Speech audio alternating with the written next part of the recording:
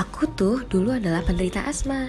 Gejala yang sering aku alami ialah batuk, dada sesak, nafas bunyi, dan juga badan gampang lemas. Udah saya pengobatan tapi nggak sembuh juga. Padahal kata dokter kalau misalkan gak ditanggulangi, aku bisa komplikasi seperti sakit dan infeksi paru-paru. Nah, untungnya ada teman yang menyarankan untuk konsumsi madu Rikasma.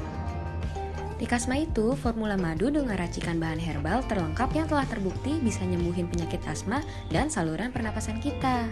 Komposisi Rikasma adalah madu murni, kayu manis, daun saga, habata sauda, daun cakar ayam, dan jahe yang diformulasikan secara khusus untuk menuntaskan segala macam gangguan pernapasan termasuk asma.